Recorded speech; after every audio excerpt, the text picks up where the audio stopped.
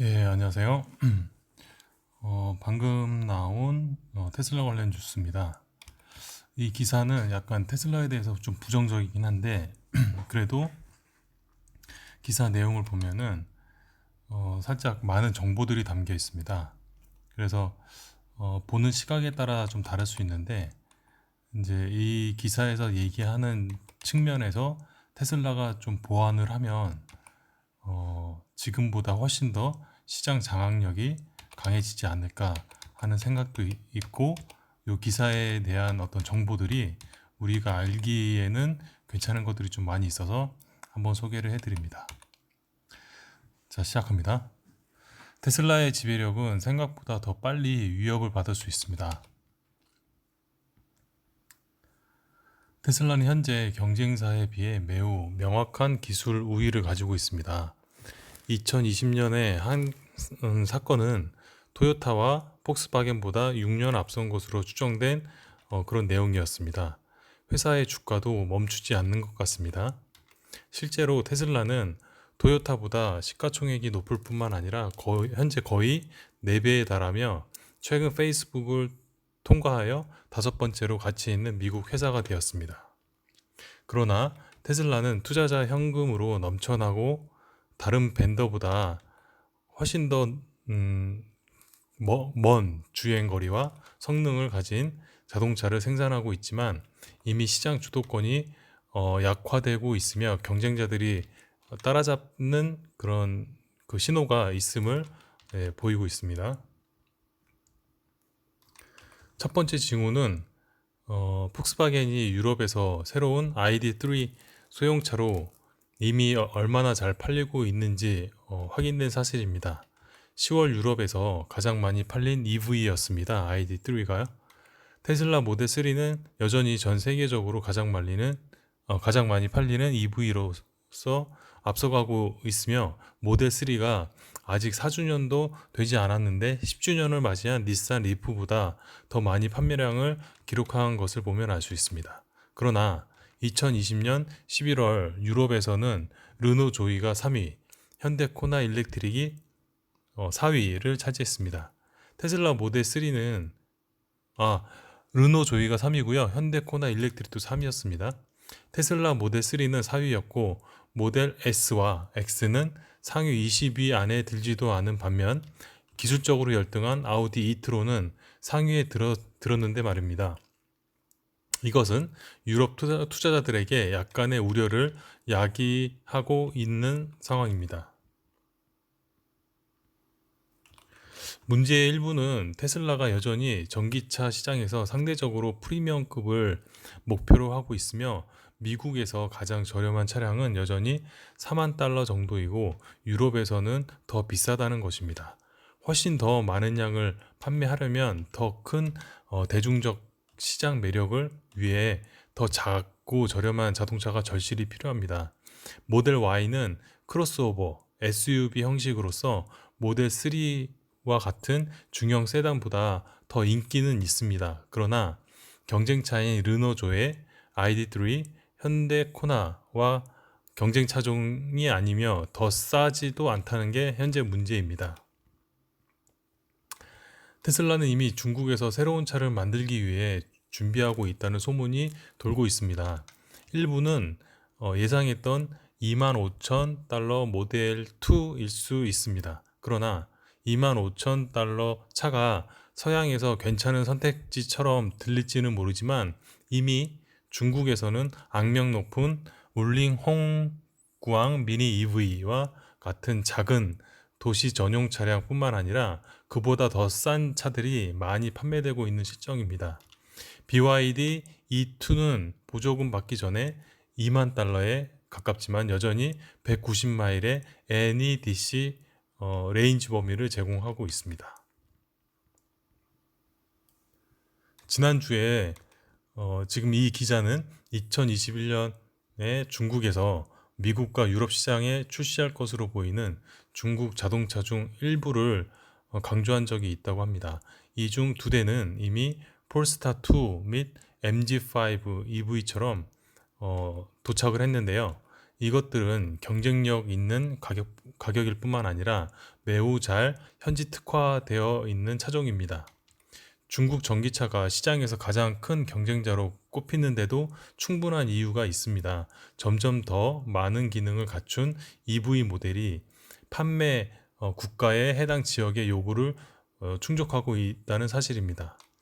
2021년에는 중국 전기차 시장 규모가 크게 폭발할 것으로 예상되고, 이는 가치의 문제를 떠나서 물량으로 합친 나머지 세력보다 더 커질 것으로 보이기 때문입니다.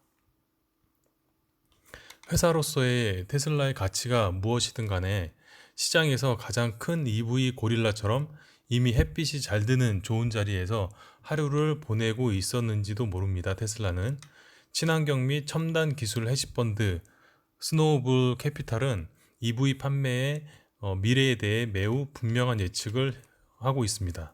2020년에 테슬라는 50만 대 자동차 판매 목표에 미치지 못했으며, 요거는 목표 달성했다고 봐야 되는데, 이는 회사의 신생기 시기임을 고려할 때 놀라운 일입니다.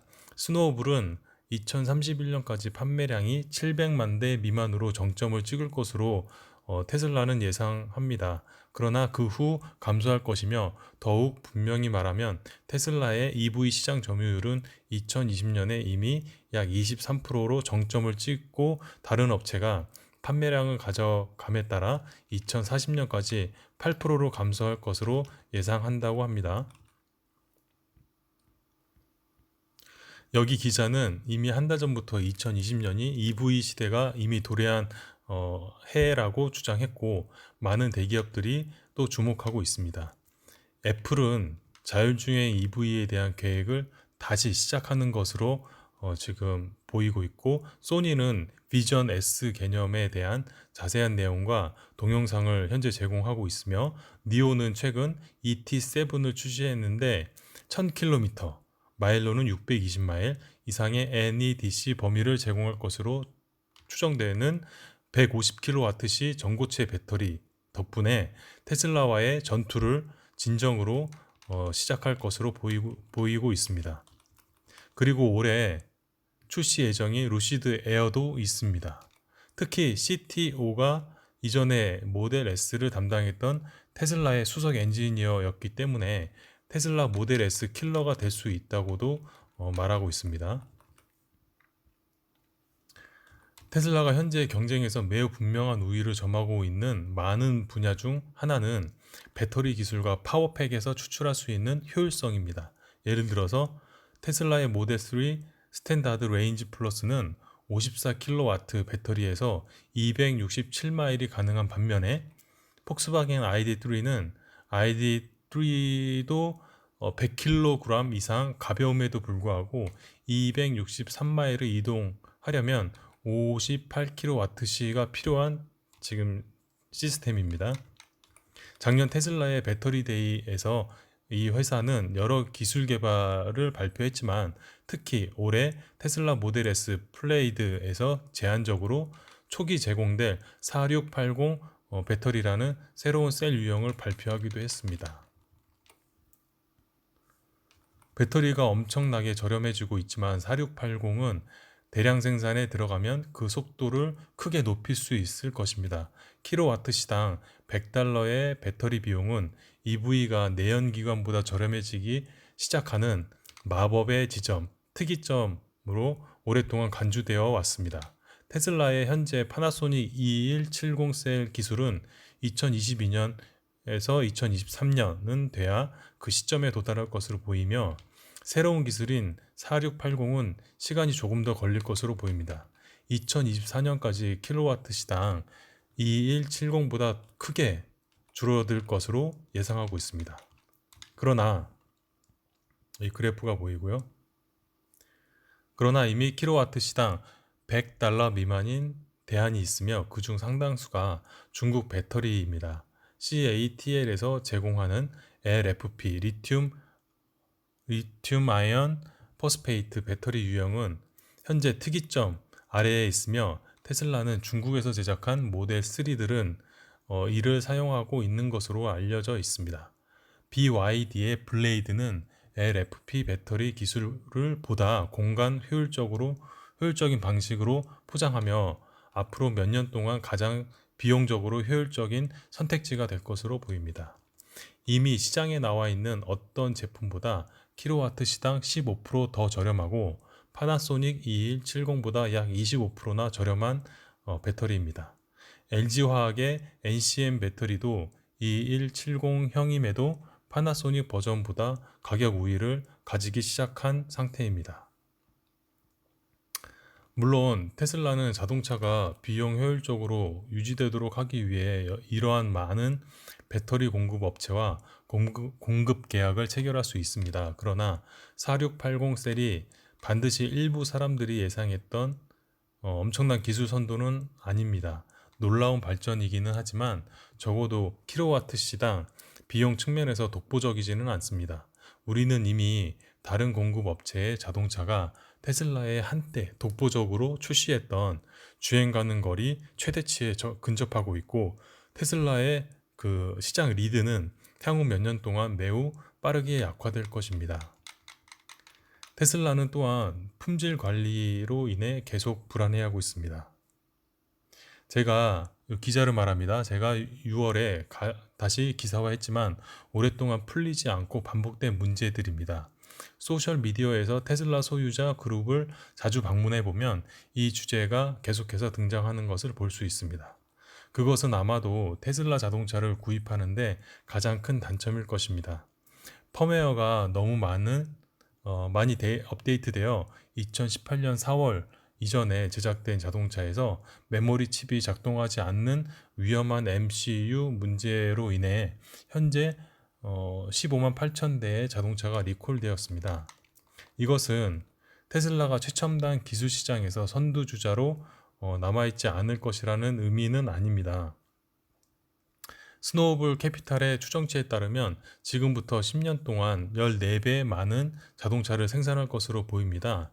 테슬라는 올해 오픈 예정인 베를린 기가팩토리가 아직 건설 중이기 때문에 아직 유럽에서 생산 능력을 발휘하지 못하고 있는 건 사실입니다. 영국의 스윈던 마을에 혼다가 곧 문을 닫고 테슬라를 끌어들이려는 시도가 있다는 보도도 최근에 있었습니다. 혼다는 시빅 모델을 주로 만들어 왔는데 전기 자동차에 주력하기 위해 2021년 7월에 떠날 예정입니다. 그러나 테슬라가 분명한 리더였고 다른 모든 브랜드도 마찬가지였던 시절이 막을 내리고 있습니다. 그리고 그것은 나쁘지 않습니다. 독점은 소비자에게 긍정적인 것이 아니기 때문입니다. 니오와 같은 새롭고 폭스바겐과 같은 현존하는 경쟁자가 많이 있으면 EV가 계속해서 더 좋아지고 또 더 좋아질 것입니다. 기사는 뭐 이렇게 돼 있는데요. 내용은 좀 되게 긴데 간단하게 정리하자면 이 기사 포브스지와 이 기자 제임스 모리스라는 사람이 혹시 폭스바겐과 테슬라 반 테슬라 기자인지 살펴봤는데 그건 좀 아닌 것 같고요. 그냥 이런저런 회사의 그 차량들을 많이 소개해주는 이제 기자 같아요. 그래서 편협된 기사는 아닌 것 같고 조금 살짝은 우리 테슬라를 좋게 보는 시각에서는 조금 안 좋은 안 맞는 기사처럼 보이긴 하는데 살짝은 객관적인 부분도 있긴 있습니다. 근데 이 중에서 예를 들어서 유럽에서 판매가 ID3가 엄청나게 이제 폭발적으로 판매됐다는 그런 부분이 있습니다. 이제 2020년 하반기 때. 예, 그 부분은 뭐냐면 ID3는 소형차고 모델 3는 준중형 세단인데 유럽에서는 작은 차를 선호하거든요. 그래서 유럽의 그 정식 경쟁자가 모델 3가 되지 못합니다. ID3에 대해서. 그래서 모델 2를 일론 머스크가 급하게 이제 제작하려고 하는 이유가 그것 중에 하나고요. 그거는 그거고 배터리 관련된 부분도 지금 현재 배터리 만드는 제작사가 많은데 중국의 BYD라든가 CATL 같은 경우는 배터리가 $100 아래로 지금 내려와 있는 상태라서 내연기관보다는 경쟁력이 있습니다. 그래서 현재는 그 배터리를 쓰는 건 맞는 것 같고 4680 셀은 이제 2022년 이후로나 나올 것 같긴 한데 나오긴 나오는데 경쟁력을 가지려면 $100 이하로 단가가 낮아지려면 몇 년은 있어야 된다고 그래프에서는 얘기하고 있습니다. 그것도 일론 머스크가 좀 잘해서 좀 시기를 앞당길 수 있으니까 크게 걱정할 필요는 없고, 근데 이 기사에서 다루지 못한 것은 단순히 차만 보고 그 외에 뭐 충전 시설이라든가 오토파일럿이라든가 이제 소프트웨어적인 OS적인 이런 부분은 또 관과하고 있어요. 그냥 단순히 자동차, 내연차를 잘 아는 기자가 쓴 것 같은 그런 느낌입니다. 그래서 일단 테슬라의 다른 어떤 혜택이라든가 그 경쟁력 같은 부분을 여기서는 거론하고 있지 않아서 100% 완전히 객관적이라고 볼 수는 없는데, 그래도 일부 부분은 받아들여서 테슬라가 아마 조만간 개선을 하고 이제 전략을 세우지 않을까 싶습니다. 그래서 요 관련된 내용 보면은 유익한 정보들이 많이 있는데, 그래서 기사를 한번 소개해 드려 봤습니다. 그러면 또 좋은 기사 있으면 알려드리겠습니다. 감사합니다.